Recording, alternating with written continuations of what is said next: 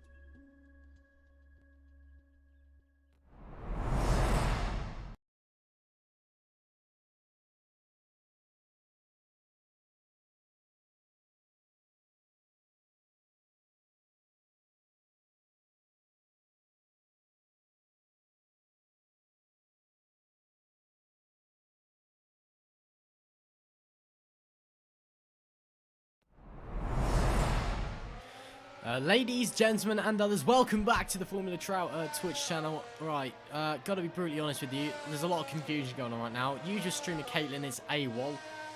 Hopefully she's okay. Just not too sure. Possibly just got something going on, not able to make tonight. I had no idea I was going to be streaming tonight, so this is all very last minute. I know my my PC can't run AC as well as Maxi. Not Maxi, Alex, that's the one. So yeah, this is not going to look as nice as Alex's stream, unfortunately. It's going to look a lot harsher, going to look a lot jagged, because my frame rate is probably going to shoot itself as well. I'm not sure why qualifying is set to half an hour when it's usually 18 minutes. And also, my throat is sore after the Challenger split race, and the only liquid I have on hand is lager. So this is going to be very interesting. Max Hammerlink's currently on a lap to set himself up for provisional pole. I have no idea what's going on. I'm going to be frank. Let's just, Berzer goes to P2, Hammerlink goes to P1. Wow, great lap. 122.815. And that is already well fast. That was almost a skid there. Yeah, it was already well faster than the Challenger split guys were going. Now, I'm going to pull up my... yeah, I'm going to just pull up my Discord and go to this man's messages. Not this man, the other Max, wherever he is. Oh yeah, Max Younger. He said he was going to be slow today because he hadn't practiced. Max Younger in the Younger GP car. First of all, he has a new teammate, I believe it is. Are the liveries working? I hope so. Oh, please work. I don't know. Some of them are working. They're probably working. So again, apologies. I had no idea I was going to be streaming tonight. Yeah, Jan Dragoon is here somewhere. I'm not sure where. He is the new Younger GP teammate. He'll be around somewhere. Oscar Williams, oh, that's not a good start for Oscar. And this man who I'm going to forever praise and call him holy, Alex Cochran, whose Assetto Corsa looks a lot nicer than mine, and who was streaming the Challenger split for me like the king that he is. I'm not entirely sure why it's so long. Maybe they'll just skip it. Maybe it is a 30-minute qualifying. We've got 30 minutes of qualifying to look forward to and enjoy here. I've been told to go and find some of Kilgore Trout's music, big man Kilgore himself, for some background music, because last time I used some non-copyright drum and bass, which I found off YouTube, which then proceeded to immediately get struck down on Twitch. Some music links. There we go. There we go. We're going to get some tunes up in the long qualifying from Mr. Kilgore Trout himself. Yeah, what do I know? Well, there is Andergroon. He's P4. Good start from Andergroon. There you go. He's found his way out of the Challenger split, and he's in Younger GP. Now, yeah, normally you'd have Caitlin. Instead, you've just got me and me only, which is a shame, but that is what it is. And again, apologies. I was not expecting to stream, so none of my ACTV set up properly. My graphics don't look that nice. Again, the only liquid I have on hand is alcohol, so that should be interesting. So this will be interesting indeed. Yeah, hopefully we'll see how it goes. So yeah, Max Yinger is going to suck. Well, that's what I'm officially saying. He's officially going to be bad, and I'm allowed to bully him for it. because he's done no practice. He did the 10 laps he was required to do about an hour before the Challenger Sprint, the Challenger Split race. So he is going to be really bad, and that's why he's down to P13 at the moment. Toby Sanford thinks he's going to suck, but he's currently in P11, so not that bad. He thought it was going to be P17 when I was speaking to him earlier. Alex Cochrane is already the race winner in my heart because I love him forever after the service that he's done me in streaming the Challenger Split. Yeah, that's about it. It seems to be 19 cars out on track here at Istanbul. It's, yeah, I don't really have anything else to say. This is not the situation I expected to be in. I don't know where Caitlin is. She is just AWOL.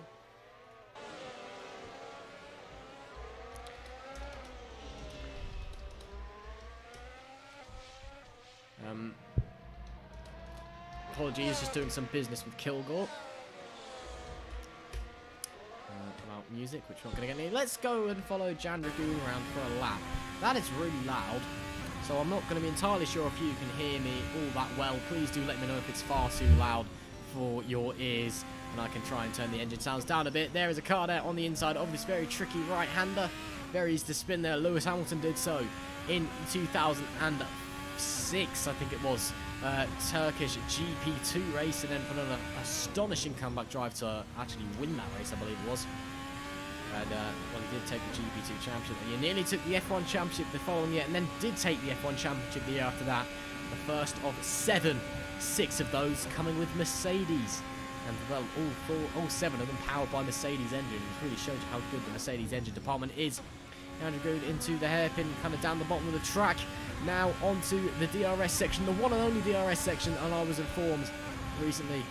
Hopefully the track skin is working as well. I'm hoping it's working. I guess we'll find out when we come to the start-finish line. On the brakes for the final section. Ooh, that is a spin, maybe? Yes. Oh, no! Dragoon's collected someone. Who was that? That was one of the Griffin Gaming cars, possibly Andreas Schilder. Possibly. It was. That was the man on provisional pole. And our reigning champion, Andreas Schilder, getting collected by Jan Dragoon on his debut.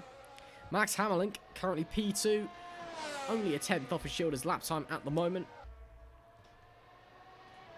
Again, just a bit confused at what is going on. I'm not supposed to be doing this. Well, I am, but not to this degree.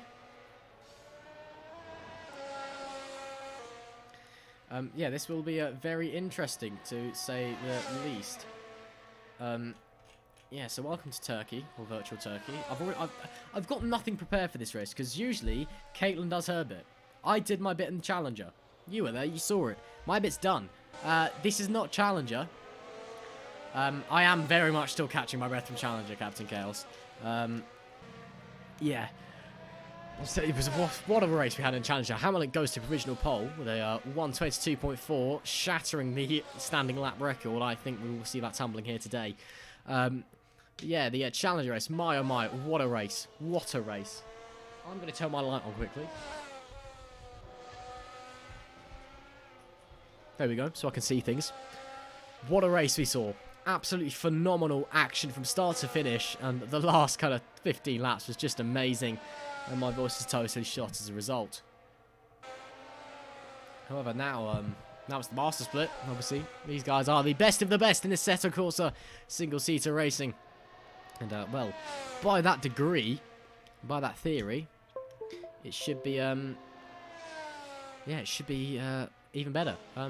Well, the official response I've had from Thomas Marshall, Challenger Split driver, you may remember from earlier, in the Discord, which is, you can join down below. Again, please do come along. We're a good bunch. When I asked why is qualifying 30 minutes when it should be 18, the official response is because Master Split is more poggers or something. That is official. Thomas Marshall, there you go. Master Split is officially more poggers than the Challenger Split. Thank you very much for joining us here at the Formula Trout Master Split Challenger, whatever it is, I don't know. Hammerlink boxes. Oh, I've clicked on something by accident. Ignore that. No, no, no, it's not the interviews. It's still qualifying. Oh, dear me. Oh, this is not going to be fun. I'm just going to apologise now. I tell you what, because I'm nice, Why don't I give you football scores? Because I can do that. Sadio Mane's just sent Liverpool up 1-0 against Southampton in the Premier League. So if you want any other sports results, let me know. Or any other just general news. Bar politics, do not get me started on politics. It's just been the council elections here in the UK. And, you know, a combination of a microphone, some lager, and someone asking me my opinion on the council elections will result in either, at the very least, me getting fired. At the very most, probably me. I won't make that joke. But, yeah, we won't go there. So ask me anything apart from politics. And, we're good. It's not okay, Brock. It's not okay. I mean, you have been fired. But you're on Discord too much at your old job. For anyone wondering, this man, Capca6 in the Twitch chat, we got him fired from his job. Like, legitimately, he was, well, not officially, but the reason behind his sacking was because he spent too much time talking to us on Discord during the working day and he got fired. So we got him fired from his job. And that is something we will forever joke about. I mean, he was also stupid, yeah, but it was we had a hand in it. Hamlin about to get going on another lap. Yeah, again, just want to apologise for the state of the stream and how it's nowhere near up to scratch of the Challenger split, and also how it's not as good looking, and how the qualifying is half an hour long for some reason, and also I am boiling, and I think I've got a rash coming on my neck, which is rather irritating. Let's look at through the field. So we've got Max Hammerlink, obviously who's been the man to beat this season. Been very, very strong all year round. And, well, looking to take another pole position today. Currently lining up in second on the grid. Andreas Schilder, the reigning champion. As you can see by the number 1. You see that? You see the number 1? That means he's champion. And Pizza Poggers, apparently. Pizza Poggers. Now, Oscar Williams in P3, the man who Maxi Junger said to me that he thinks is the fastest man in Assetto Corsa, full stop. No one else. He said he's quick whatever he gets into, and he's certainly quick in these RSS Formula Hybrid 2020 cars, obviously based off of the 2020 Formula 1 regulations, cooked up by the modding geniuses over at Racing Studios. Then Tim Omlu, the Wunderkind. 14 years of age and one of the fastest drivers. The 888 guy, oh, he's too quick. He also needs to get his head checked because the amount of rants he goes on in Discord is phenomenal, but I won't get into that. David Halligan, very nice man, very quick driver, very good at setups is what the word I've heard. He's just been beaten over by Christoph Berzer, another very nice man. Andreas Schilder's teammate, and Griffin Gaming guys, a very quick team indeed. Dave Southard. Again, these guys, I mean, these guys are all quick, but, you know, I've got to say something nice about them, haven't they? Dave Southard, he's, yeah, another very, very ferocious driver. Had a few good results. Jan Dragoon on his first race in the Master Split. He was pretty solid in the Challenger Split. Finds his way into the top end of Assetto Corsa single-seater racing. This is the best of the best, and this is the highest you can get in Formula Racing on this sim. Dave Brave is off the road. And there's also a pretty good driver in the Volpino car. Simon Benoit as well, who's currently just gone P8. Another pretty quick driver. Alex Cochrane, my lord and saviour. You can't stop the cock, as we so say. And after that Challenger Split stream he's done me, I will forever be in his debt, and I will do anything he say. If he can literally bend me over, and I will do it. He holds my will in the palm of his hand. Toby Sanford, not expecting to be particularly quick here today. He said he's not a fan of this circuit. Oh, and qualifying's ending. Okay, so that'll be the grid.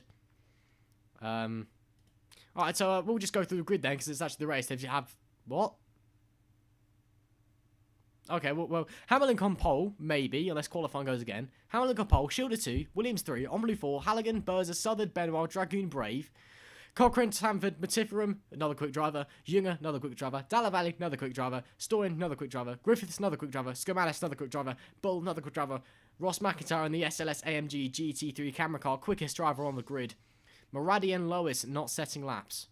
Interesting. I don't know if they're not here, maybe. I will get rid of this camera now because we've been through the starting grid.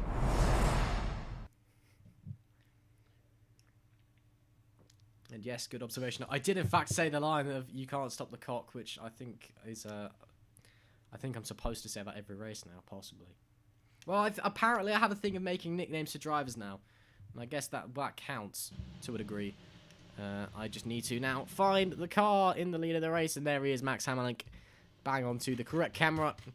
You can hear some very fervent mouse scrolling, because this is another Discord. This is my actual direct microphone, and you can hear me doing things instead of Discord being nice and having a mute button for me. So apologies, you'll hear me clicking and clacking away over my keyboard. And yeah, if you were, I actually was paid 5 pence for saying you can't stop the cock for the first time. I also said another thing which nobody actually cottoned onto, and I'm actually going to just leave that out there in regards to Alex's name. If you want to pay me 5p, you can hit me up and I'll give you my PayPal. Penny for the poor. He'll probably go towards an Iron Brew or a Monster Ultra, most likely. Minutes go until the green flag, and here is the man on pole, Max Hammerlink, because they skipped qualifying, and I wasn't prepared for them to end qualifying because I thought it was going to be half an hour. Similar size grid to the Challenger split. However, the race will be shorter because these guys are quicker, and well, theoretically, it should be better. And if that's something to go off of, the Challenger split even was such a phenomenal race that this should be incredible. Get ready, folks. It's going to be a mad one, as the kids would say. I'll stop there before I deviate into too much slang. That will get me fired, I think, if I just start saying, like, brap and wagwan and all that. I won't. Yeah, we're just waiting for the lights to come on, and the graphic has popped up. Here we go. You can hear some engines revving. This is it. This is round 7 of the Formula Trout Premier Series Master Split. It's Istanbul. It's the Turkish Grand Prix. The lights are up. We're underway for the Master Split. Looks like Hammerlink got a very good start. Schilder pretty slow off the line. Who's that diving to the inside of the background? Can't quite tell. Someone's glitching. Oh, there's contact in the background. 2 cars spinning around. I think that was Southern and Brave potentially. Oh, it's absolute chaos in the back of the pack. There's more contact here. Brave's off the road. Oh, there's absolute carnage at the start. I can't tell. Oh, no! That's one of the AAA cars. Skermanis, I think. Yes, that is Carlos Skermanis. Southern as well is going backwards. There is absolute chaos at the start. Hammerlink has got away cleanly. Halligan.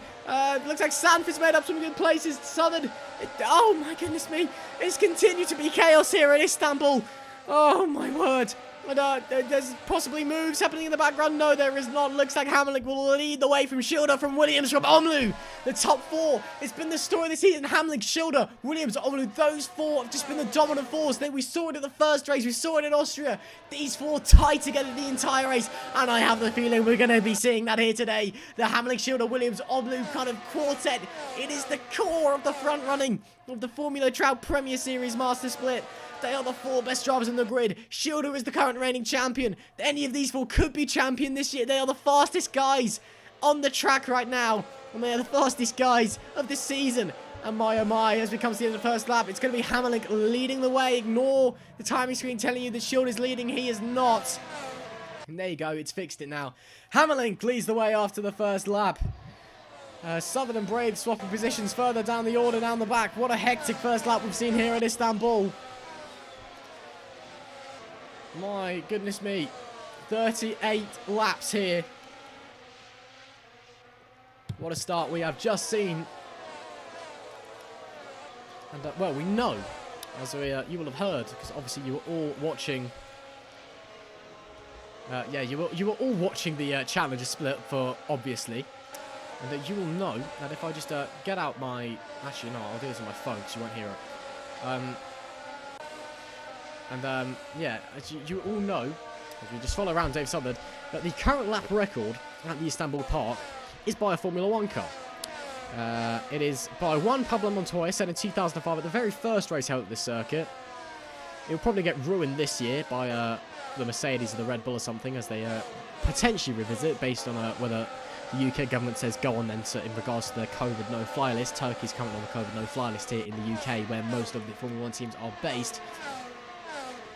However, the lap record, as set by Juan Pablo Montoya in 2005, 5 is a 124.77 dead.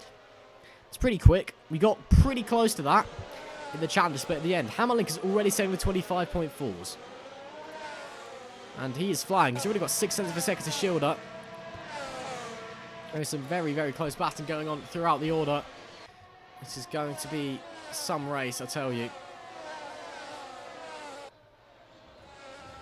But Halligan, the man who provides the Octan setups and is an all-round nice chap, holding P5 at the moment. We've seen some good results from Halligan this year, but a podium has escaped him so far. Such is the dominance of these top 4, Halligan, Schilder, Williams, Omloop. And I think he'd be perhaps looking to change that today, as my frame rate has a bit of a moment through that corner. Actually, I'm being surprised how stable it's been so far this race. I know it's only been 3 laps, but it has barely started. Do you know what? Thank you, PC. You're being kind to me tonight. Let's go on board with Hammerlink. Halligan, not Hammerlink, wrong driver. On this very fancy nose cam. You can see the run down into the kink now. Unfortunately, the track livery is not working. SimSync did not work for me. SimSync, for those of you who don't know, is the system we use to make sure all the track liveries and the car liveries stay up to date. Instead of sending out a livery pack, we send out a SimSync. You just click a download button and it works. It is clever stuff that is beyond me. Hammerlink sets a 125.142. Wow-wee, that's a lap. Wow, what a lap from Max Hammerlink. He is flying at the moment.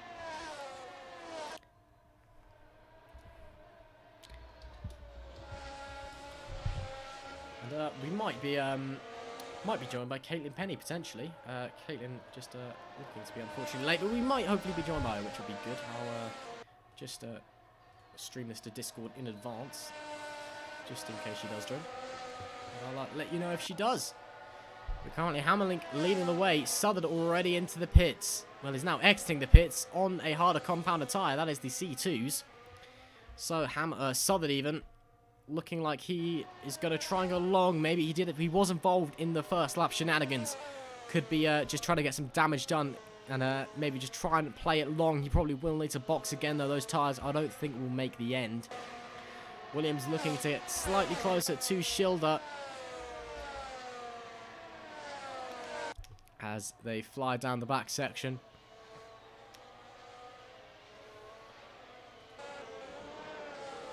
And again, the timing board just hates me. Apparently, Cyprian Stoyan's now leading, which is he's definitely not there. He's down in 7th. Hi, Russ. Oh, hello, Caitlin. Welcome along. Good to have you here. Hello. Sorry I'm so late. That is completely my fault. I'll explain to the others why I'm late. But anyway, yeah, sorry. I'm here now, and yeah, that was my fault. Sorry. Oh, well, it's no problem at all. I mean, you're here now. That's the main thing. You've missed an absolutely chaotic start. There was cars flying off everywhere. The race seems to have settled into its rhythm now, though. And, well, I mean, the biggest travesty was that I had to make up some random intro because you weren't here, and I'd already done my bit of the Challenger split. So it was a bit of an interesting opening to the stream. But, yeah, you're here now, and it's good to have you along and hear your voice. So, yeah, thank you for coming along. It's okay. Thanks for filling in. I see if we're quite close up the top of the order. Of course, we're only 5 laps into the race, but even so, Hammerlink just 1.7 seconds out of Schilder at the time being, and Williams well and truly in the DRS range of Schilder, and going for that Vermin Art 1-2. How often have we seen that this season? And how likely is it to happen again? If Schilder has anything to say about it, it won't. Well, I mean, these guys up the top, they are the 4 dominant forces this season. You know, we saw back in the first race in Austria, they were just there, just the entire race long, the top 4 battling all race long, and they're here again. Schilder's not had a great lap this lap. He's actually dropped about half a second, I think, really falling back into the clutches, potentially the clutches of Williams, who could be looking for an opportunistic lunge if he has a good opening sector and a half here. And the Omblue behind him as well, not far off either. He's opening 4, but yeah, they are definitely the dominant force of Formula Trout at the moment. And yeah, as you said, I mean, Schilder will obviously want to try and spoil Hammerlink's party. Hammerlink is led from pole so far, but at the moment, I think he's going to maybe be turning his attention to Oscar Williams in P3, who's pushing very hard at the moment. Williams, that gap is tumbling slowly.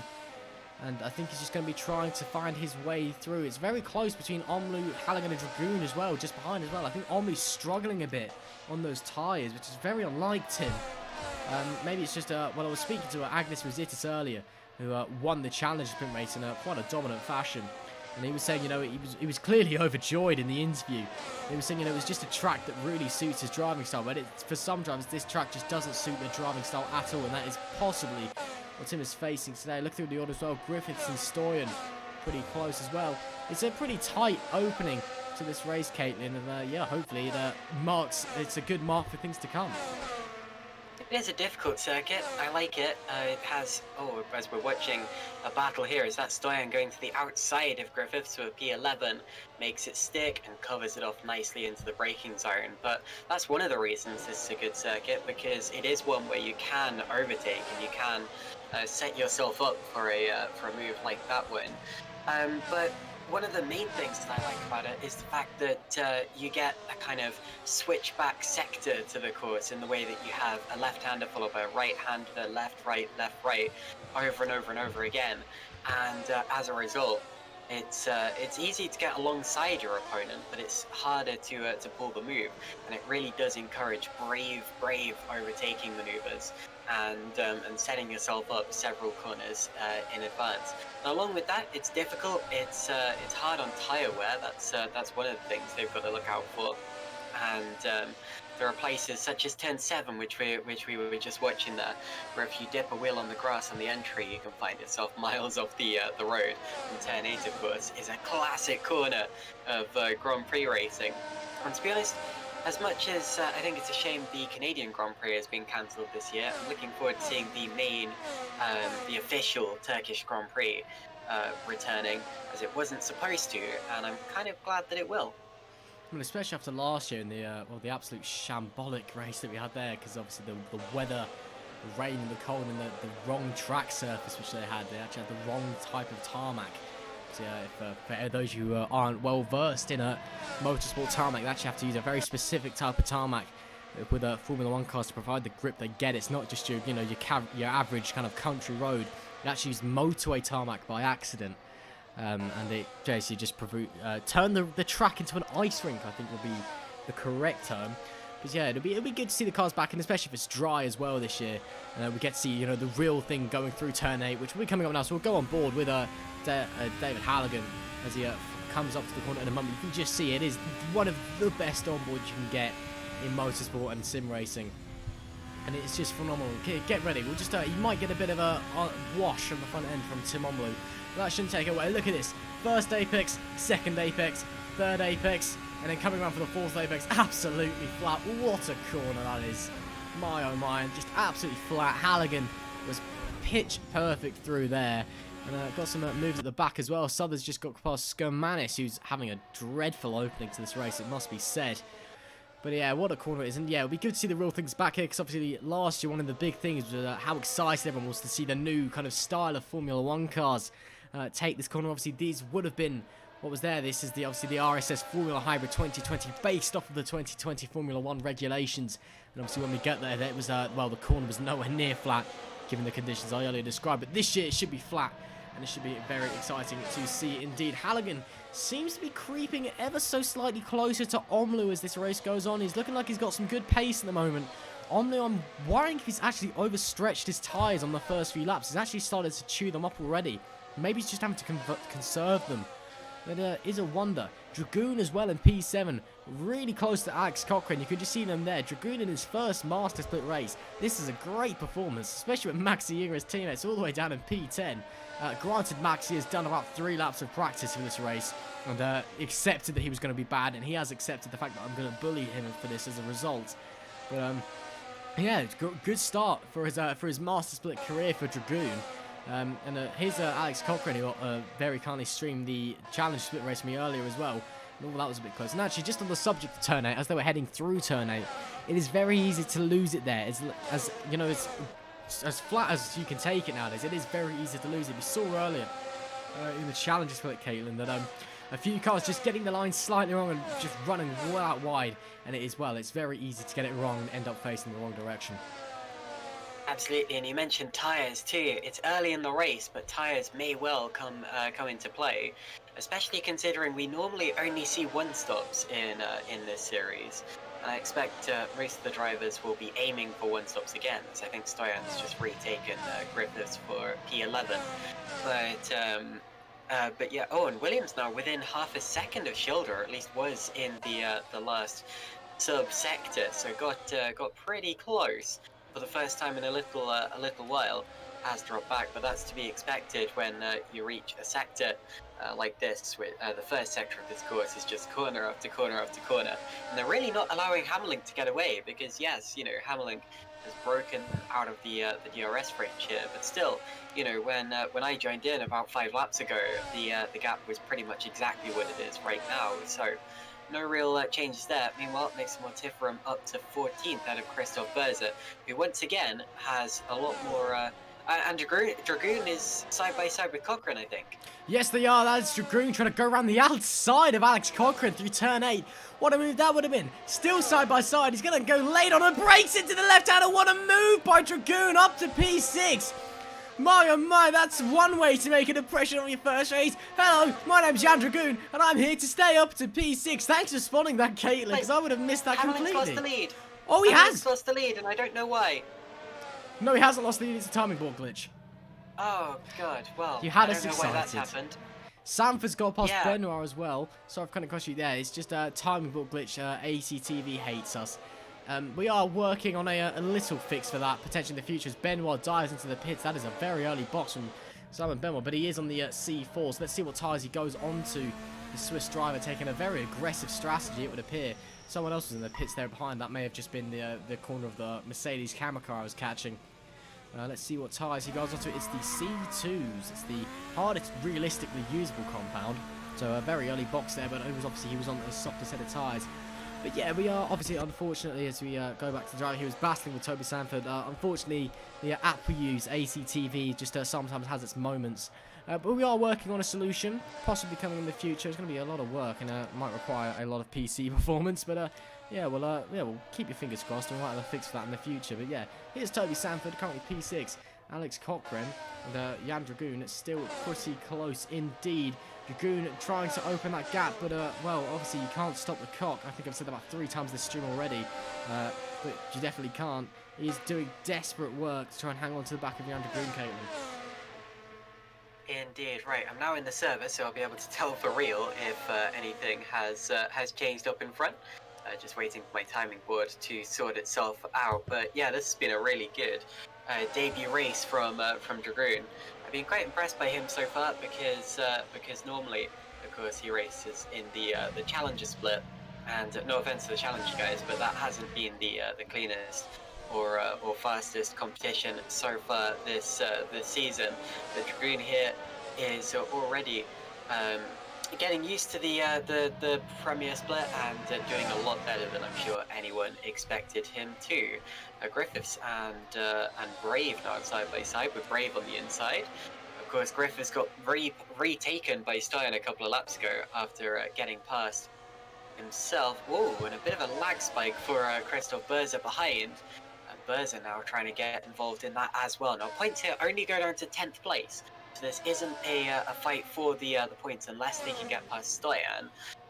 But of course, with pit stops, with possible attrition, and with everything that comes with that, there's still a possibility that some of these drivers may end up fighting for points towards the end of the race. So it's not as if it's a completely fruitless fight.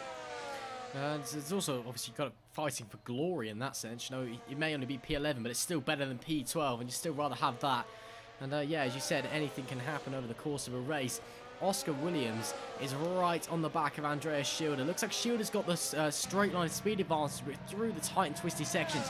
Williams is just closing that gap up so much. And Schilder's seemingly fallen back from Hammerlink as well. 3 seconds now is the gap to the leader. But Williams now just waiting to pounce. The Vermin driver, he knows he's got the pace advantage, just waiting for the opportunity to present itself. He might be trying to push Schilder off the road, maybe trying just to intimidate him into a mistake and then get the position that way, because at the moment I'm not entirely sure he's got the pace advantage to get past him on merit. I think it's going to have to be a mistake from Schilder that lets him slip through. Obviously, we know that Andreas, obviously, is the reigning champion here of the Formula Trout Premier Series Master Split. He's no slouch on the racetrack, and well, he's obviously going to be pretty solid at defending as well. Berzer into the pits as well. As we say that from that battle we were focusing on just a moment ago, he is also onto the C2s, the hardest realistically usable compound. Of course, you can also have the C1s, but they're a bit useless, frankly. You can not really get a lot of lap time out of them. Oh, Maxi Junger's gone round. Oh. That is Maxi Junger round out of a right-hander on the run into turn 8, I believe it is. So that's turn 7 in. Mats is obviously my strong point. Junger, we knew he wasn't having a great race here today. He wasn't confident coming into this event, but that is a spin, and that is down to 14th place, which is well out of a position for a driver of his caliber. I mean, Stoyan's now 9th and Griffiths is now 10th. I just saw as well Cochrane tried to go side by side with Dragoon about a lap ago into the final sector, and got quite a long way up alongside the car, but eventually had to concede. On that last lap, Williams lost about a second to Schilder, so probably made a little mistake of his own, or got caught up in traffic or something like that. Meanwhile, Younger trying to get a move back. That's Gustavo Della Valle, who he goes around the outside of, and makes it stick. And Della Valle himself is coming into the pits on what look like absolutely trashed tyres. So action going on up and down at the field. And right now, I'm most interested in David Halligan catching up to the back of Tim Omley's car, because that wasn't that close last time I looked, and it's actually very close right now. Indeed, it is Halligan.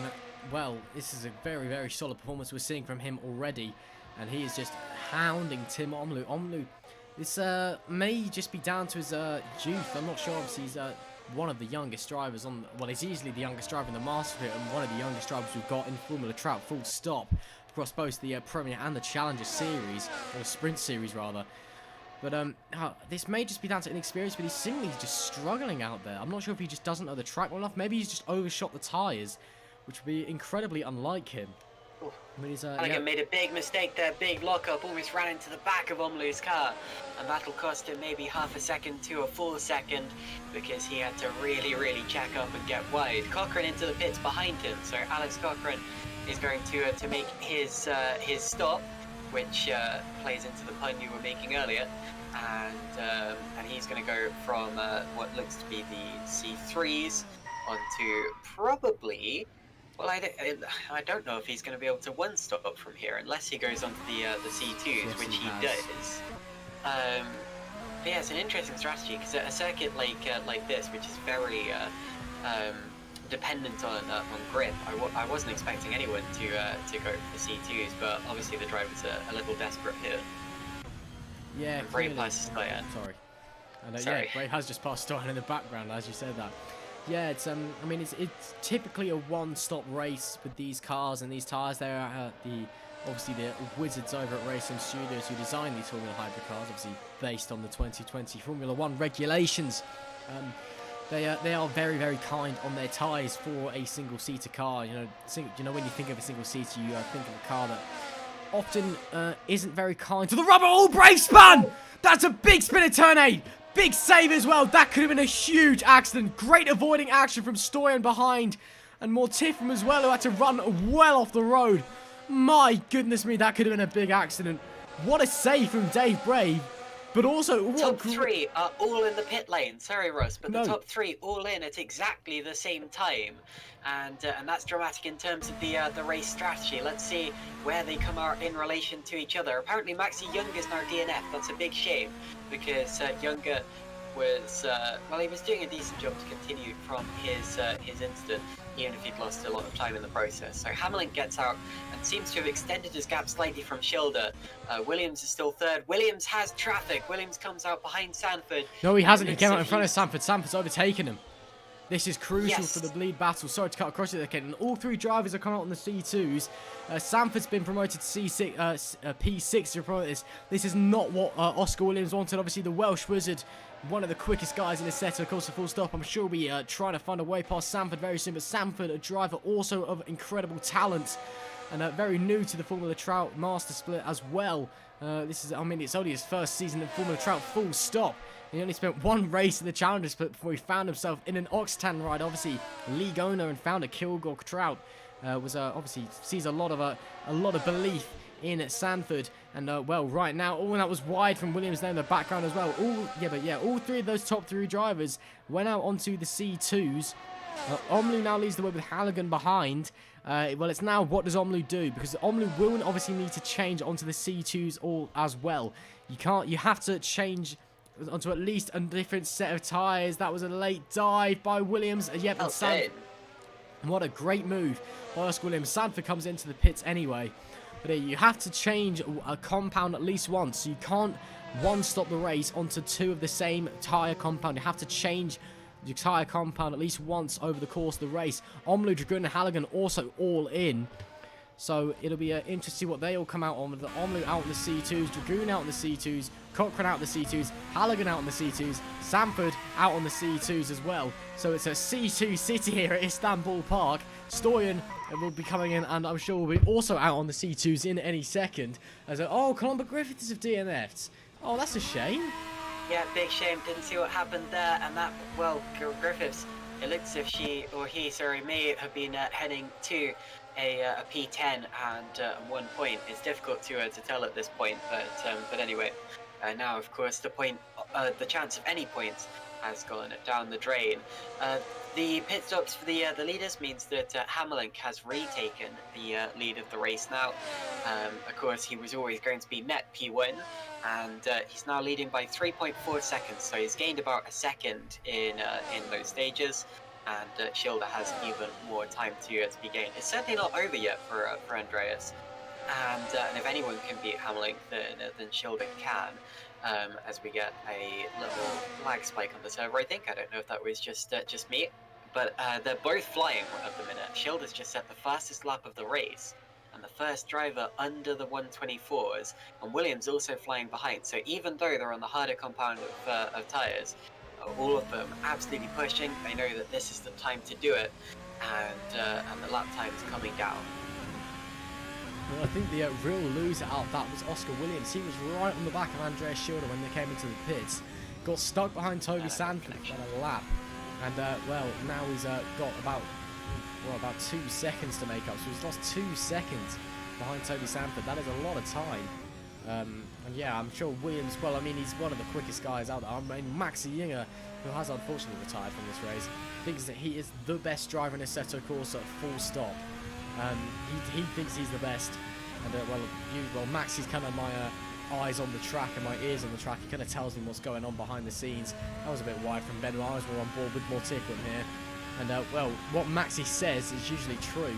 And I'm not gonna just out and out say that Oscar is the fastest guy, because there's a lot of fast guys out there on here, but it's certainly a good shout. And if there's any, and like you said, with regards to Schilder and Hammerlink, if there's anyone that's going to make up that gap, it is Oscar Williams, but that's still a lot of work to do. From half a second to 2 seconds, that's frustrating for Williams. And that's a lot of time to make up. Dragoon and Cochrane. Cochrane has got past Dragoon, but Dragoon's back on the inside. No, Cochrane's going to sweep around the outside for the time being. They've all made up a spot. Halligan, I think, has really suffered in the pit window because he's gone from 5th to 7th. He's either made a mistake somewhere and gone off, or he's just had a really poor pit stop maybe. And as a result, down in P7 now. And oh, that's really wide from Dragoon. And he's going to be lucky because Halligan is too far back. But yeah, that is not what Dragoon wants. We are now halfway through this race. Hammerlink leads. He's got 3 seconds to Andreas Schilder in P2. Williams is P3. Omlu P4. Cochrane, who we're watching right now, will be P5. Dragoon is P6. Halligan 7th. Benoit is 8th, Mortitram is 9th. Toby Sanford rounds out the top 10. Obviously, points only awarded to the top 10 drivers here in the Premier Series, running the the kind of standard FIA point system. 25 points for the first driver, 18 points for the second, 12 to third, and then 15 even for third, apologies, and then so on and so forth, down to 1 for 10th. And, well, Berza is a driver who I'm sure would love some points. He's currently a little way off of Sanford in P10. Currently, though, very close battles for P12. Southern, Stoyan and Brave, all very, very close together, Caitlin. Indeed they are. Sorry for that brief internet cutout there. Also just seen a move, Skermanis up to 10th ahead of David Bull. Hammerlink now fastest lap of the race once again. And it's funny because I was watching the times on the last lap, and Hammerlink set one that I thought, wow, no one's beaten that in a while. And then immediately Schilder came across the line and beat it. So they're all having a bit of a bit of a lap time skirmish up in front. And the top 4 have been setting their personal, the top 5 maybe have been setting each of their personal best laps of the race the last 3 or 4 laps. So very impressive for all of those. Looking further back at the battles that are taking place, we've got a little bit of a move almost going on there. No, I think that was just a lapped car trying to get out of the way. But anyway. We do still have some cars that are very close. Cochrane 5th, followed by Draper or Dragoon, sorry, and Halligan. All 3 of them in DRS range of the car in front, of course, except for Cochrane, who is the car in front. And there are 2 relatively long DRS zones on this circuit, so plenty of opportunities to use that advantage. Let's watch them as they head off turn 8. You can get a real slipstream, a real slingshot effect off of that, and if you can set yourself up well through the chicane, you can get another beautiful one off the second apex and through this kink and down the straight, and you get DRS here as well. So this is one of the most important places on the track when it comes to fighting hard with someone. As Schilder once again, so that's the fastest lap of the race for us. That is also a lap record.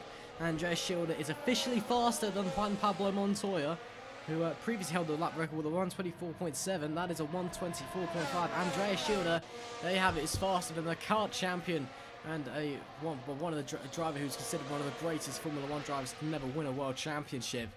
There you go, Andreas Schilder faster than Juan Pablo Montoya. Never thought I'd be saying that, but there you are. Yep, it's pretty close across the board. Cochrane's currently just leading this Dragoon and Halligan train at the moment. And back down the field as well, Stoyan and Brave having a bit of a tiff.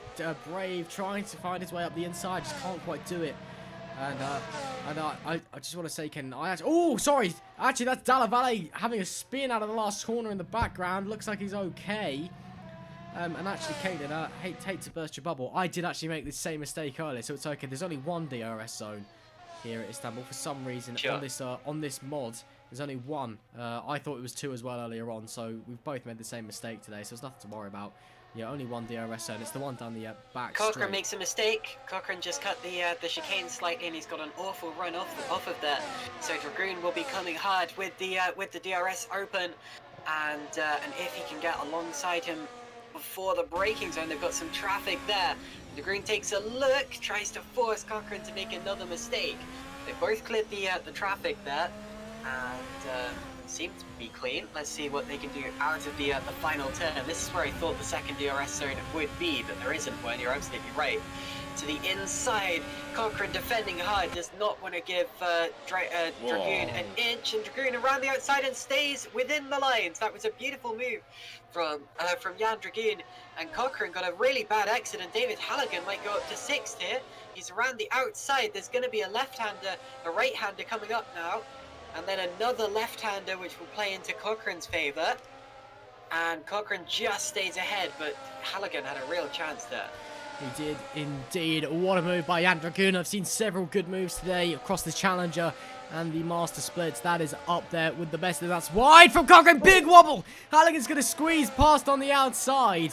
And, well, that's ruined my idea, because what I was about to say is that Halligan was going to sit there and hope that Cochrane was going to crash into Dragoon and take them both out.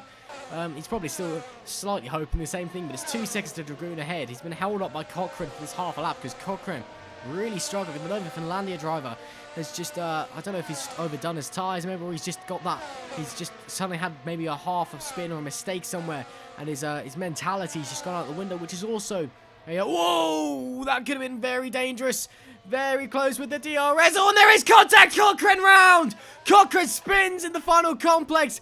Contact with Halligan. I think there was just a tap on the front right with David Halligan. And Benoit, no, it wasn't Benoit. It was a lap car squeezed through Cochrane. And now it's 4 seconds to make up. Benoit is just behind him. And, well, yeah, that's going to upset the tyres a little bit. Sanford getting past Mortiferum in the background as well, who's actually coming to the pits. So that wasn't an overtake, that was just a pit stop. That's interesting from Mortiferum. Mortiferum must have damage. Let's see what tyres he goes on to, because this is a 2-stopper. Unless he started on these tyres, he may have done. I'm not too sure. So actually, yeah, I think Mortiferum did start on the C2s. He's on to the C3s now. Falls down to P12, probably P14 by the end of this. So yeah, we'll switch from in. Sanford up to P9. Oh, it's all kicking off. Cochrane and Benoit very, very close for P7. 7-10 separate to them at the moment. Brave and Stoyan as well, pretty close as well. At this point, I think it's just a game of cat and mouse, trying to force the other driver into a mistake, trying to withstand the pressure from the car behind, and it's just who has the strongest mentality. What we've seen over this kind of last lap and a half is that Cochrane's mentality is not really there. Andreas Schilder, not the fastest lap of the race.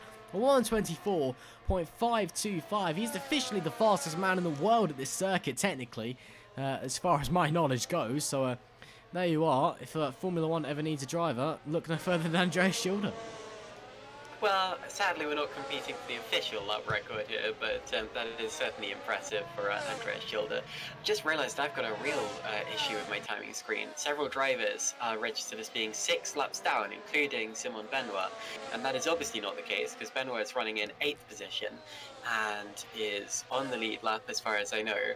But yeah, my timing screen being weird, so if I say something wrong in terms of where drivers are, please let me know. I would very much appreciate not thinking that that cars on the lead lap are being lapped. Halligan just made a mistake, I think, because he's dropped behind not only Cochrane but Benoit as well. He has indeed. Must have made a mistake coming into turn 8. Not sure what's happened for David Halligan there, but dropping back. That is a shame for him. Yeah, weird for David Halligan. He's had a pretty clean race so far.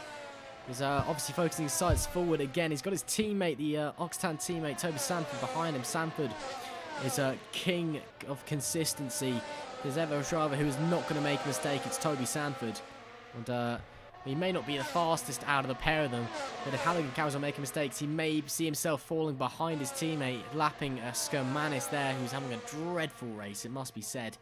He's just absolutely not with it today, which is completely unlike him.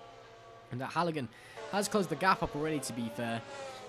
And he's just trying to get his way through the TC Esports Academy driver, Simon Benoit. We'll go on board with David Halligan here, actually, in the slightly different onboard camera, which I prefer. But you can't see as much, so...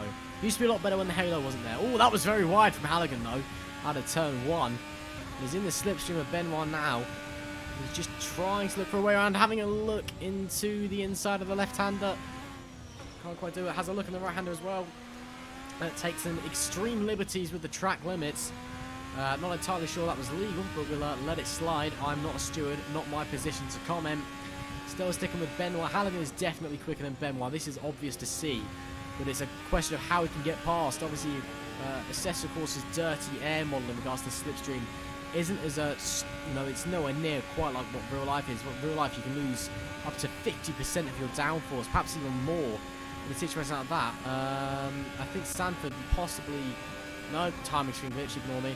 And yeah, you can lose up to 50% of your downforce just being within 5 seconds of a driver in front through a corner. That's not the case. You have to be right up behind someone to lose any downforce through a corner in a Assetto Corsa. Halligan taking full advantage of that, pulling to the outside and hard on the brakes into the penultimate complex. And he's going to get the move done before the corner. Halligan back up to P7. Cochrane have to deal with some lap traffic ahead, but he's right on the tail of Dragoon as well. This could be a battle to watch out for. Dragoon already trying to break the toe. Going defensive, Cochrane pulls to the inside. This is for P5. Cochrane hard on the brakes. He's going to get the move done. I think it's going to be Alex Cochrane. No, oh yes it was, because Dragoon's had a big wobble on the AstroTurf. And Cochrane back up to P5. He moves. Very scary moment for Jan Dragoon. But he can now focus his sights forwards. And once again, this great battle will continue, Caitlin.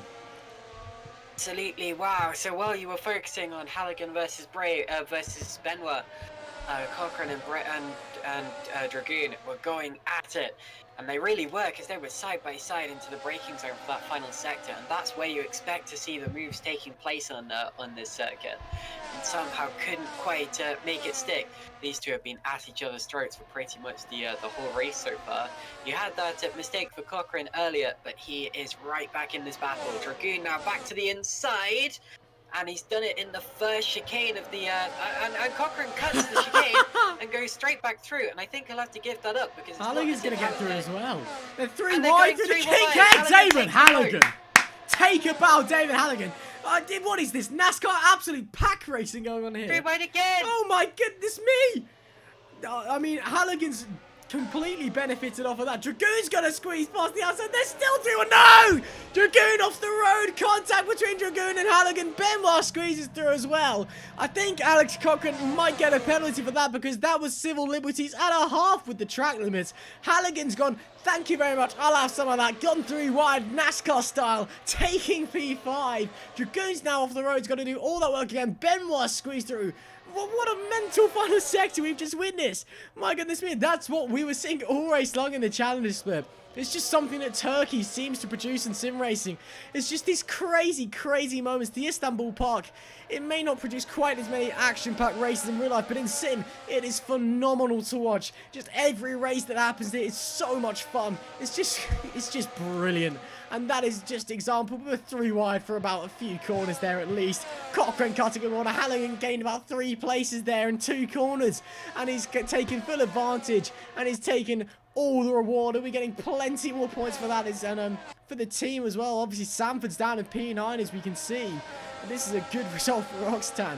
But wow, David Halligan, that was clever. And that was very, very cheeky. Take a bow for that manoeuvre up the inside of the kink. Absolutely, that was fantastic racing between the 3 of them until the touch, of course. Now, I thought that Cochrane was going to have to give the place back as soon as he could, although, of course, he didn't want to. I don't think he meant to cut the chicane like he did, but once he had done and he knew he had to give the place back, he didn't want to because Halligan was right there and he knew that giving up 1 place would be giving up 2 places, and that's exactly what very nearly ends up happening. Sadly, Dragoon, the innocent victim after all of that. But what a fight that was. 3 wide twice in the same straight. And I've got to say, the best driver of the 3 of them in that situation was David Halligan. His racecraft was impeccable. And Jan Dragoon, so impressive today. Cochrane, I'm afraid, made a couple of little mistakes in that squabble. But anyway, that it is what it is. And when you're racing that close, incidents and accidents can take place. And sadly often do, and it was Dragoon who came up worse in that particular occasion. It was indeed. Back to this battle, Benoit and Cochrane. Oh, excuse me there. Still very close together, Cochrane. I'm not entirely sure he's going to get away scot-free for that. We'll just have to see. Oh no, Benoit's round! Benoit spins! Oh no, what a shame for Simon Benoit. Well, he's gone round, but he's managed to keep it going. Loses out to Dragoon and Sanford. And Cochrane as well, down to P9. He falls. What a shame for the TC Esports Academy driver. Oh, yeah, that is a shame. He was having a very solid race. But round he goes. It is as simple as that. One little mistake, and you can find yourself losing a lot of positions. And a lot of points as well. And now he's going to try and chase down Sanford. But, yeah, just looking through the field. Shield is actually closing up to Hammerlink up the top. Gap's now 2.7 seconds from 3 earlier. So that could possibly be coming down at the end of the race. I say possibly because Hammerlink, well, he's a very quick driver. It's possibly just made a little mistake on 1 lap. Looking through the field as well. It's all kind of settled into its rhythm now at this point. We've only got 10 laps to go. It's gone by very, very quickly, it must be said. And, oh, Berza. I think Berza came into the pits that lap because that was very slow according to my timing screen. Christoph Berza currently P10. Dave Brave behind, chasing him. Who's Dave Brave's had a mess of a race. As Christoph Berza has a lag spike for me as well, so that must be for him and not just you, Caitlin, because he just teleported briefly into the void and then came back. But yeah, it's a pretty exciting race so far, it must be said. I mean, obviously the Challenger split race was just absolutely bonkers. And then we've seen here today the Master split race as well. It's just phenomenal stuff going on at Turkey. And I must say, if we're not returning here next season, Formula Trout, I will be, I think, disappointed. It would be the right word. Oh, Berza's off the track as I'm saying that. Back on. Somehow doesn't spin on the grass. Yeah, I think disappointed is one word. He's only angry would also be another word, because this has been a phenomenal evening of racing in the Formula Trout Premier Series, Caitlin. Absolutely. Sorry for the internet disconnection again there. I'm having a couple of issues today, as you probably already figured out. But anyway, and as Benoit was having, and I think has Dragoon? No, sorry, that's another timing screen glitch that I'm suffering from right now. But anyway, sorry, as Benoit was having his spin, Christoph Berza also had an off. And I think he's still in 10th place, but lost a bit of time in the process, and he was very. I think he may have hit the barrier as well because he was right next to it in the grass when I picked him up. But anyway, still in 10th place, only just ahead of Dave Brave. And I say this every single race, but Berza, he's one of the quickest drivers here. I mean, he held the first lap of of this race for a little while earlier on. And of course, he's the teammate of Andreas Schilder. He has one of the best setups in the field as a result. And yet, despite all of that potential, he makes way too many mistakes. And you know, I feel a little bit mean saying that because after all, he's out there and I'm not. But anyway, Bez has got to get the better of that, because every single round in this championship, he has so much potential. He looks as if he's going to deliver a good result, and then he spins off into the grass. I mean, yeah, that's I guess that's just Christoph, very quick but very inconsistent. I mean, you have all right to criticize. I mean, obviously, I'm not exactly quick either. Especially in single seaters, I'm dreadful in single seaters. But it's you know, we have all right to criticize. Often, you know, a lot of the people in the teams who know who's fast and often aren't drivers. I mean, not to like kind of make personal connection or anything, but my dad works within the motorsport industry, and he's my go-to on asking, you know, what do you think about this driver or that driver. He is fantastic at, you know, weeding out drivers and seeing who's good and who isn't, you know, right to, you know, Formula 4, Formula 3. And, you know, he was never a driver. Yeah, he karted a bit back in his, you know, late teens. But, you know, he was never a Formula 1 driver. You know, that's what he's good at. And, you know, we have all right to criticise. And, you know, that is Christoph Böers is easily his biggest weakness, is just his inconsistency. As you said, he is so fast. He could easily be out there competing with that top four.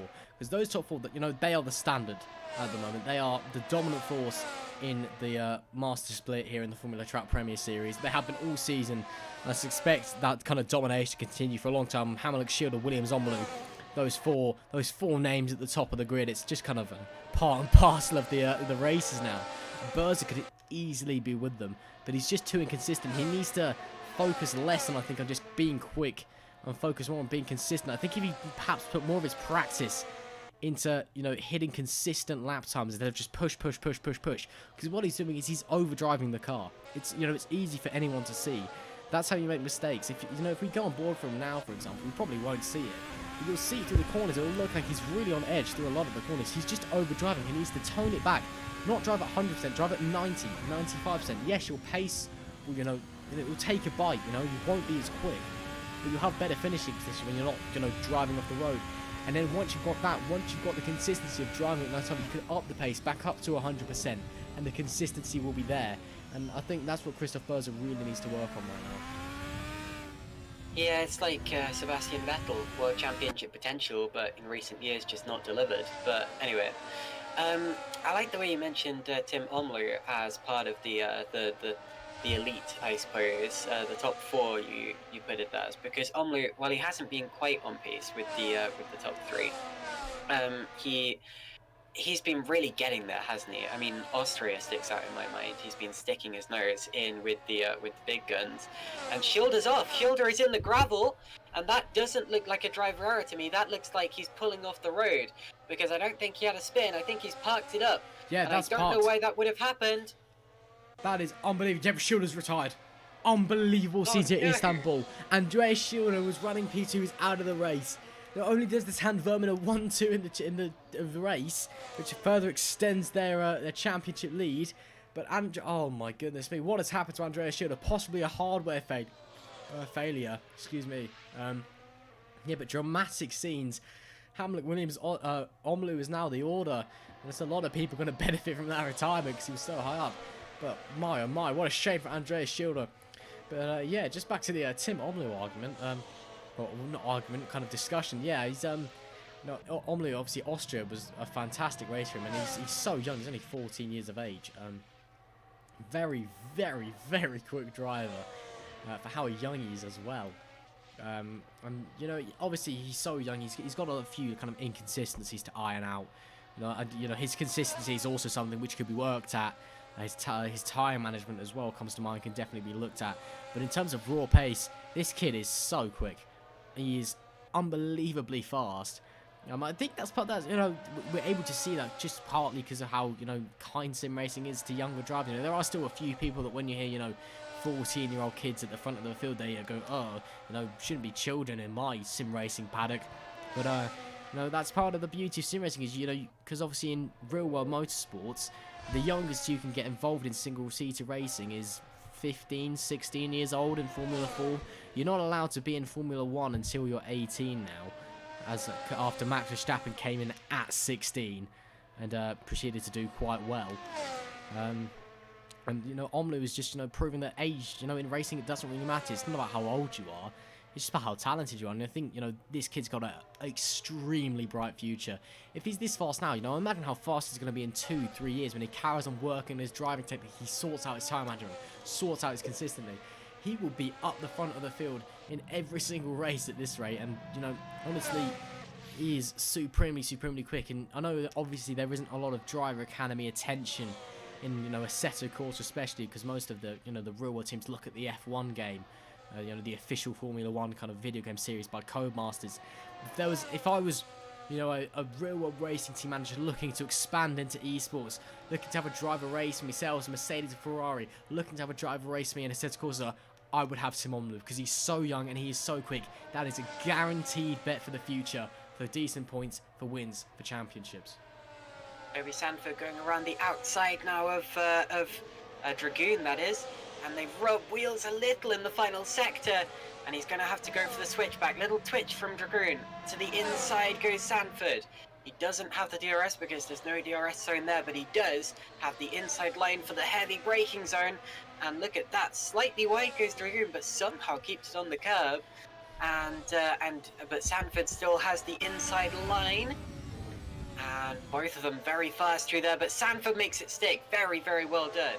That's where Schilder went off earlier on. Big shame for Andreas Schilder. Don't know why that would have been, why that happened. But it means that it's Hamelink's race to lose now. He's leading by 12.8 seconds. And as you were saying about Tim Omlu, he's now up into 3rd place. You brought up a good point with his age. That's exactly what I was going to get onto. As Della Valle, I think, has had enough. Yep, Della Valle off the road in 14th place, drives through the gravel and rejoins. But yeah, as I was saying about Omlu, the most important thing isn't necessarily where he is now, because yes, it's impressive, but it's showing that in the very near future he is probably going to be right up there. So even though he's not one of the top 3 right now, I think you're right to count him as one of the elite 4. Oh no, Sanford's around! Sanford's no. just spun. Dragoon's got back through. Benoit squeezed through as well. Sanford, I think, just locked the rear up coming into the final complex. Lost 2 places, but still there with Benoit. Big shame for Toby Sanford, down to P84s, but he's still there. Only 1.7 for Benoit. He's got 2 laps, and we know he's got pace. He could definitely try and make that back up. Well, we're getting very close to the end of the race now. We're on lap 36 out of 38. And I don't think he can do that unless Benoit makes a mistake, especially if he picked up tyre damage or anything like that from that spin. Now, you don't get flat spots in Assetto Corsa like you would on, say, RFX2 or real life. But what you do get is severe tyre wear and tyre overheating. And on Assetto Corsa, that can be really bad. You often see drivers going for spin after spin after spin, because once they spin once and their tyres get out of the optimum working condition, you've just got pretty much no grip compared to what you had before, and around you go again. But anyway, Sanford appears to be okay. I don't think he's going to catch Benoit, but he's got, 1 and a bit laps. No, he's still got 2 laps to go, because he hasn't crossed the start-finish line yet. But even so, that's going to be pretty much impossible here. So Toby Sanford continuing on in 8th position, and that means all of our battles inside the top 10 are pretty much over for now, unless drivers make mistakes. It's just we're in the closing stages where they just have to bring the car home and make sure that they don't overcook it and make any silly mistakes. You can't really make up any positions at this point unless your opponents make mistakes. I think the only exception to that may end up being Jan Dragoon, because look how close he is to Cochrane. not right on the back of him, but he's in DRS range. So I think that may be the exception to that rule here. Indeed. Yeah, big shame for Toby Sanford. I actually met up with Toby the other day. He was just passing through my town. We went and got some food together. He paid me a Pepsi, wow. which is very nice of him. And yeah, and honestly, if we met up tomorrow, I would probably tell him off, because that was a silly mistake, unfortunately for him. And well, I think Kilgore in the chat is now just talking about his livery for Toby Sanford, and in passing him an illegal substance, which I won't mention out of fear of getting demonetized by Twitch. But Benoit's Dragoon's even going to try and get through. And Dragoon has got through on Cochrane through the kink. Lovely move by Jan Dragoon up to P5. We're on the final lap of the race.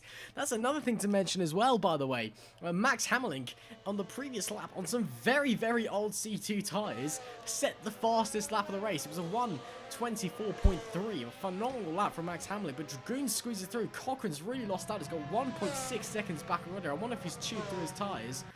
But yeah, I think we'll now just go and focus on our leader, because at this point it's his race to lose. Max Hammerlink. Well, what a race he's had, Caitlin. He's just been phenomenal from start to finish. It's a lights to flag victory, and I can't really fault him. He's only got a few corners to go now, and yeah, it's been a phenomenal performance from Max Hammerlink.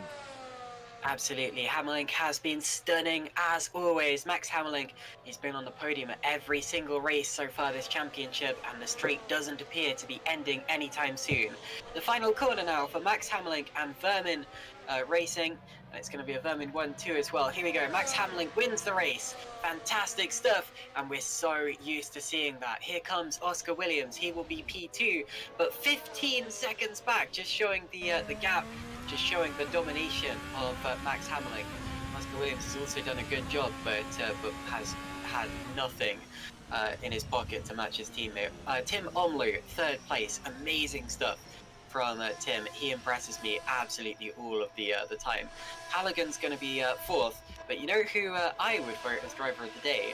Jan Dragoon, on his debut in the Premier Series, is going to claim 5th position. I'm going to have to agree with you. David Halligan crossed the line for a fantastic 4th place. Well deserved for David Halligan. What a great performance he's had. I'd argue out of those two. If this wasn't Jan Dragoon's first race, I'd say David Halligan, because Halligan has been phenomenal today. But simply because it's Jan Dragoon's first race, I'm going to have to agree with you. Driver of the day, what a performance he's had. 5th place on his debut. That is phenomenal for Jan Dragoon. And yeah, for the Younger GP driver, that is a great second for him. Cochrane comes on P6, Benoit 7, Sanford 8 after that late spin. Berta 9. Brave will come home in 10th place. Rounding out the points, Dave's had a, well, an interesting day to say the least. It'll be Southern 11th, Storin 12th, Mortitherum and Dalla Valley 13th, 14th, and Scomanis 15th. And Bull rounding up the finishes in P16. What a race we've seen here today, Ken. We've seen 2 fantastic races. The Challenger split was just pure chaos from start to finish. And the Master split, it's been, well, that's gone so fast, honestly. It's been a phenomenal race to watch. Several great performances out there, and yeah, it's just been a great race. I always enjoy Formula Trout. It's so good. Now, we were unanimous in voting Jan Dragoon driver of the day. Although, if you disagree with that, you're absolutely entitled to disagree with it, and you can vote against our decision in the driver of the day vote, which will be going up in a little while. So whoever you feel should be driver of the day, you can vote for them. Anyway, we now have driver interviews about to take place. So we've got several drivers waiting, and I think the first drivers we should speak to, Russ, are the Vermin Racing drivers. Yep, I think that's a good shout. I think we'll bring Oscar Williams in first. Oscar, can you hear us? I can, mate. Oh, well, first of all, great performance out there. Obviously, 1-2 for Vermin. Pretty decent result. Yeah, just kind of run us through what happened. Obviously, your teammate took a pretty solid victory, and you come in a very nice 2nd place. Max was pretty unstoppable today. I'm pleased with that, P2. I think Andreas had just the edge in pace. So I don't know what happened to him, whether he hit a black marker, but kind of lucky for me that he... well, something definitely happened to him, but I'll take that, because it's so frustrating when you're following 2 guys that are just like 3 or 4 tenths quicker than you, and you're pushing, trying to make up the difference, and you can't. But good result anyway. Yeah, not bad at all, and just kind of continues Vermin's domination up the top of the teams and drivers championship. Looking forward, we've got a Spa, I believe it is next, followed by Monza. Two circuits which are very different in nature to Istanbul. Do you think this is going to kind of suit you and Max well, or do you think it might be a bit of a shake-up for those two next events? Max is pretty unstoppable at Spa as well. I've seen that firsthand. So no, it's going to be tricky. And whether I drive next event is up in the air anyway, because it's between me and Jack. So we'll see. Wow, that's Birmingham, dude. We've got like 4 drivers. Why we're so quick? Yeah, well, it's very close up the top of the field, and well, it was, yeah, again, great performance from you today, and yeah, thank you very much for joining us, Oscar, and well done. Take care, dude. Thanks a lot. That was Oscar Williams, everyone, and I think we're dragging Jack Smith as well on the account that he's part of Vermin. Sorry, Max Hamlin, for leaving you out. Jack, you there? Hello. Hello. So yeah, good performance for Vermin out there today. Just kind of run us through that one as well. So obviously I wasn't driving today, but I was engineering for both, for Tim, Max, and Oscar today. So yeah, it really went well for us. Honestly, we did the best strategy we could because we didn't really time the pit lane when you go into the pits and how long that took. So we sort of ballparked it and it worked out really well. Unfortunately for Oscar, he came out in behind Sanford, which hindered his race quite a bit, which is unfortunate. But yeah, Max held on really well in the late stages of that race, and then unfortunately, I'm not quite sure what happened to Schilder, but I'm thinking it was some sort of lag issue with Dalla Valle, I think, that happened there. But I'm not quite sure, so we'll have to see what happened there. But yeah, it was a great race from Vermin today. So yeah. Yeah, that's good to hear. And again, obviously, how important do you think was Andreas Schilder's retirement? Not only in terms of obviously Oscar Williams coming home in P2, but also for the championship, because obviously Schilder's in this title fight as well, and that is a loss of a big chunk of points for him. How important is that for the Vermin drivers? Yeah, it's incredibly important, but you don't really want to win a race purely in technicalities. You want to kind of just win it outright. It's a bit like tongue in I don't know what's that saying, tongue in teeth or something. But you know what I mean. You don't really like to win races like that. You kind of want to win it straight up. But of course, we'll take what we get, and yeah, we'll take this result today, and we'll go into the next one with a bit more on our shoulders. Well, that's great to hear. Thank you very much for joining us, Jack, and a great result for the Vermin guys out there today. Yeah, cheers for the stream. No worries, guys. And Caitlin, I'll be very nice to you and let you have the interview with our race winner, Max Hammerling. Fantastic. Max, do you hear us? Max Hammerling, you there? Well, you tried to be nice to me, Russ. I was going to be nice and give you the interview with the race winner himself, but the race winner himself appears to have just died and he's not there, so... Yeah, Max, we don't... Oh, there you are. Oh, we do hear you. Okay. Yeah. No, it's okay. So, Max, another fantastic victory. Your streak of podiums continues. 15 seconds as well. That couldn't have gone much better for you, eh? I don't know about that. That was stressful. I managed to pull a little gap on Andreas on the C3s, but on the C2s we were so close to each other in lap times. It was crazy. Like every time I was just about breaking into turn 1, I would look down to the bottom left of my screen and would see like all of our lap times always like within a tenth, within half a tenth. It was ridiculous. So that was yeah, that was quite stressful.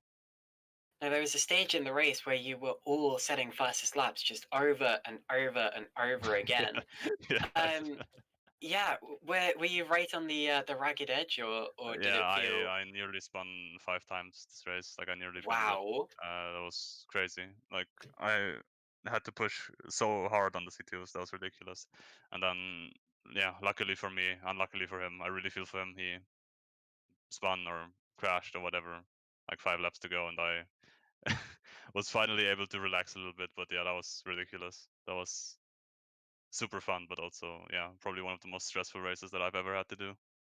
Yeah, I can imagine. And when Andreas retired as well, was that a kind of sneaky feeling of relief, or yeah, how did that feel?